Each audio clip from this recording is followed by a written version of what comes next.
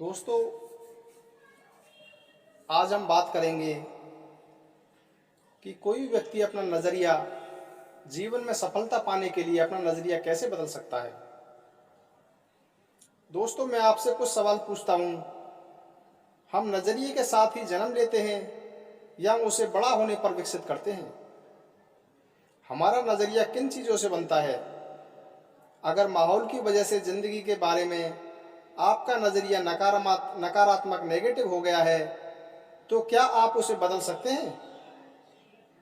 दरअसल हमारे नज़रिए का ज़्यादातर हिस्सा हमारी ज़िंदगी के शुरुआती सालों में ही बन जाता है। यह सच है कि हमने अपने मिजाज की कुछ शख्सियतों के साथ पैदा होते हैं, लेकिन बाद में हमारा जो नज़रिया बनता है उसे खास तौर पर ये तीन चीज़ें तय करती हैं। दोस्तों, उन तीन चीज़ों में जो हमारे नज़रिए को बनाती हैं, ज़िंदगी जीने का नज़रिया हमें सिखाती हैं, उन तीन चीज़ों में सबसे पहला चीज़ है माहौल। हम किस माहौल में रहते हैं वो हमारे नज़रिए को तय करती है। तजुर्बा, दूसरी चीज़ है तजुर्बा, एक्सपीरियंस, और तीसरी है शिक्षा, एजुकेशन। इन्हें हम नज़रिए की 3 ई भी कह सकते हैं, 3 ईज।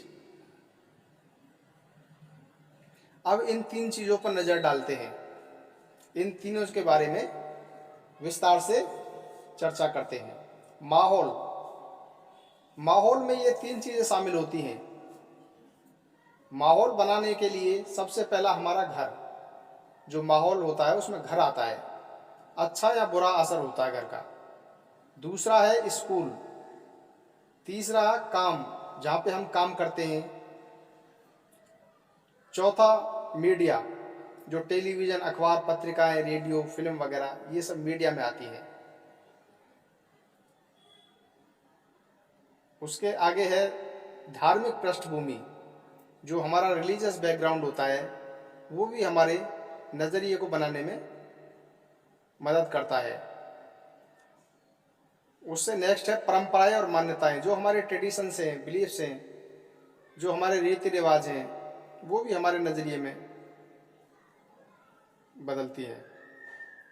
सामाजिक माहौल, सोशल एनवायरनमेंट, जो सामाजिक माहौल होता है वो भी हमारे नज़रिए को बनाने में विशेष भूमिका रखता है। ये ऊपर बताए गए सारे माहौल मिलकर हमारी तहजीब बनाते हैं। घर हो, संस्था हो या देश हो, हर जगह की अपनी एक तहजीब होती है। जैसे उदाहरण के तौर पर आप एक स्टोर में जाते हैं, वहाँ के मैनेजर से लेकर सेल्स क्लर्क तक को विनम्र, मददगार, दोस्ताना और खुश मिजाज से भरा हुआ पाते हैं। फिर आप दूसरी दुकान में जाते हैं तो वहाँ काम करने वालों को रूखा और बदतमीज पाते हैं। आप एक घर में जाते हैं तो वहाँ माँ बाप और बच्चों को तमीज़ वाला, मिलनसार और दूसरों का ख्याल रखने वाला पाते हैं। जब आप दूसरे घर में जाते हैं तब हर आदमी को कुत्ते बिल्लियों की तरह आपस में लड़ता हुआ पाते हैं। जिन देशों की सरकारी और राजनीतिक माहौल में ईमानदारी होती है, वहाँ के लोग भी आमतौर पर ईमानदार, कानून का पालन करने वाले और मददगार होते हैं। इसका उल्टा भी उतना ही सही है। जिस तरह बेईमान और भ्रष्ट माहौल में एक ईमानदार आदमी का जीना मुश्किल हो जाता है, उसी तरह ईमानदारी से भरे माहौल में बेईमान व्यक्ति को भी मुश्किल होती है। अच्छे माहौल में मामूली कर्मचारी भी काम करने की शक्ति बढ़ जाती है, जबकि बुरे माहौल में अच्छा काम करने वाला भी काम करने की शक्ति घट जाती है। तहजीब कभी नीचे से ऊपर की ओर नहीं जाती है, बल्कि हमेशा ऊपर से नीचे की ओर आती है। हमें पीछे मुड़कर देखना चाहिए कि हम खुद के लिए और अपने आसपास के लोगों के लिए कैसा माहौल तैयार किया है। बुरे माहौल में लोगों से अच्छे व्यवहार की आशा नहीं की जा सकती। जहां कानून का न होना ही कानून बन जाता हो, वहां ईमानदार नागरिक भी चोर, उचक्के और बेईमान हो जाते हैं।